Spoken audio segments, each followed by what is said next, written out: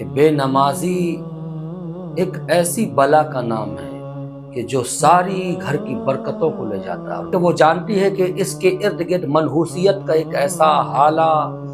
اس کے ارد گرد موجود ہے کہ اگر ہم بھی اس کی چپیٹ میں آ گئے تو ہو سکتا ہے کہ ہمیں بھی اس کے کچھ اثرات آ سکتے ہیں۔ حضرت عمر فاروق اعظم کا دور ہے اور ایک بوڑھی عورت اپنے خاص کمائی اور پونجی سے کچھ تیل لے کر وہ گھر واپس ہو رہی تھی۔ راستے میں تیل گر جاتا ہے اور زمین پر تیل گرتے ہی زمین اسے سوکھ لیتی ہے۔ وہ بوڑھی عورت وہیں زار و قطار رونے لگتی ہے اور حضرت عمر فاروق اعظم کی بارگاہ میں پہنچ کر فریاد کرتی ہے کہ مجھے میرا تیل دلایا جائے۔ کہتے ہیں کہ حضرت عمر فاروق اعظم چاہتے تو اسے بیت المال سے کچھ خزانہ دے دیتے، لیکن حضرت عمر فاروق اعظم نے ایک چھوٹی سا کاغذ کا ایک ٹکڑا نکالا اور اس پر کچھ عبارت لکھی اور ارشاد فرمایا کہ بوڑھی ماں، یہ جا کر جہاں آپ کا تیل ہے گرا ہوا ہے، زمین نے سوکھ لیا ہے، جا کر وہاں پر اس پرزے کو رکھ دینا اور تیل واپس آنے لگے تو اسے پھر اپنے برتن میں رکھ لینا۔ کہتے ہیں کہ وہ بوڑھی عورت اس پرزے کو لے کر جب چلی تو ایک بھیڑ تھی جو یہ جاننا چاہ رہی تھی کہ آخر ہوگا کیا۔ السلام علیکم ورحمۃ اللہ وبرکاتہ۔ ناظرین کرام، مسلم معاشرے میں خاص طور سے اہل سنت کے معاشرے میں جس طریقے سے ہمارا نوجوان طبقہ ہو یا پھر ہمارے بزرگ حضرات کا طبقہ ہو یا خواتین کا طبقہ ہو، سب کے سب نماز سے کس قدر غافل ہیں وہ کسی کو بتانے کی ضرورت نہیں۔ ہم نمازوں سے دور ہیں اور رسم و رواجوں پر زیادہ فوکس کرتے ہیں، جبکہ نماز کا حال یہ ہے کہ بے نمازی ایک ایسی بلا کا نام ہے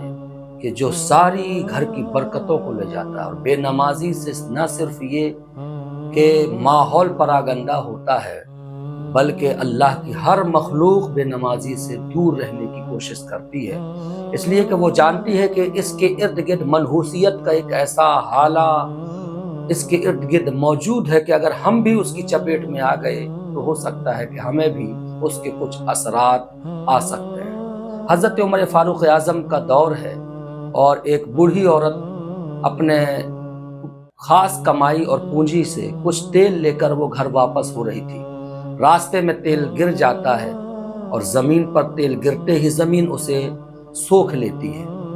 وہ بوڑھی عورت وہیں زار و قطار رونے لگتی ہے اور حضرت عمر فاروق اعظم کی بارگاہ میں پہنچ کر فریاد کرتی ہے کہ مجھے میرا تیل دلایا جائے۔ کہتے ہیں کہ حضرت عمر فاروق اعظم چاہتے تو اسے بیت المال سے کچھ خزانہ دے دیتے، لیکن حضرت عمر فاروق اعظم نے ایک چھوٹی سا کاغذ کا ایک ٹکڑا نکالا اور اس پر کچھ عبارت لکھی اور ارشاد فرمایا کہ بوڑھی ماں، یہ جا کر جہاں آپ کا تیل ہے گرا ہوا ہے، زمین نے سوکھ لیا ہے، جا کر وہاں پر اس پرزے کو رکھ دینا اور تیل واپس آنے لگے تو اسے پھر اپنے برتن میں رکھ لینا۔ کہتے ہیں کہ وہ بوڑھی عورت اس پرزے کو لے کر جب چلی تو ایک بھیڑ تھی جو یہ جاننا چاہ رہی تھی کہ آخر ہوگا کیا۔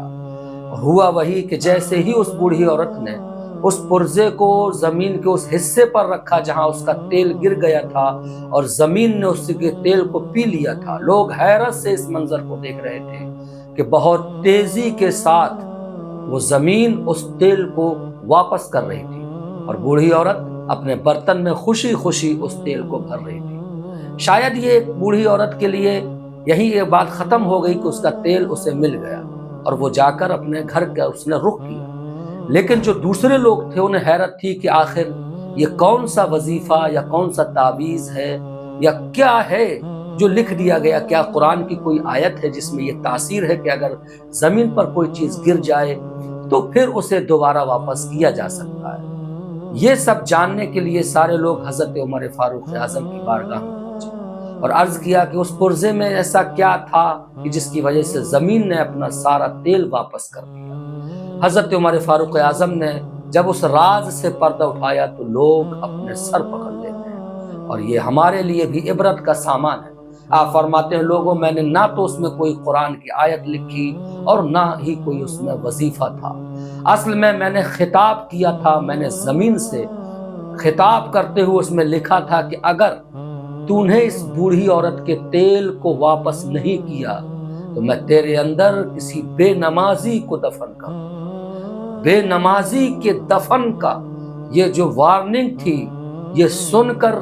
زمین کا وہ حصہ کانپ گیا کہ کچھ بھی ہو لیکن میرے اندر کسی بے نمازی کو دفن نہ کیا جائے، اس لیے کہ اس کے منحوس وجود سے ہو سکتا ہے کہ میرا یہ خطہ بھی پراگندہ ہو جائے۔ حضرت عمر فاروق کہتے میں نے صرف اتنا ہی لکھا تھا اور آپ نے دیکھا کہ زمین نے اضطراب کے ساتھ اس تیل کو واپس کر دیا۔ ناظرین، کیا اس واقعے میں ہمارے لیے عبرت کا سامان نہیں کہ ہم جب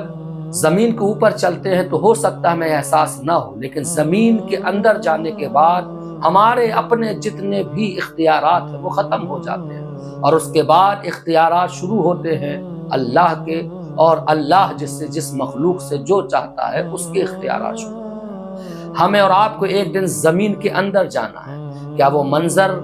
ہم اور آپ دیکھ سکتے ہیں، یا ان مرحلوں سے ہمیں گزرنا ہوگا؟ کیا ہم اس کے لیے تیار ہیں کہ جب زمین صرف بے نمازی ہونے کی وجہ سے ہمیں اس طرح دبا رہی ہوگی کہ ہماری ایک جانب کی پسلی دوسری جانب نکل آئے گی اور دوسری جانب کی پسلی پہلی جانب نکل آئے گی؟ اس سے پہلے کہ یہ مرحلے آئیں اور زمین ہمارے ساتھ یہ سلوک کرے، آؤ ہم رب کی بارگاہ میں تائب کر لیں، توبہ کر لیں، اور اللہ کی بارگاہ میں تائب ہو کر گڑ گڑا کر اس کے حضور رجوع کریں، اور نماز جیسی عظیم چیز کو جو ہم روزانہ ضائع کر رہے ہیں، جو خدا کا عظیم تحفہ تھا جو ضائع کر رہے ہیں، اسے ضائع کرنے سے بچائیں اور نماز کی حفاظت کریں۔ ایک ایک نماز کی حفاظت خود بھی کریں، اپنے بچوں کو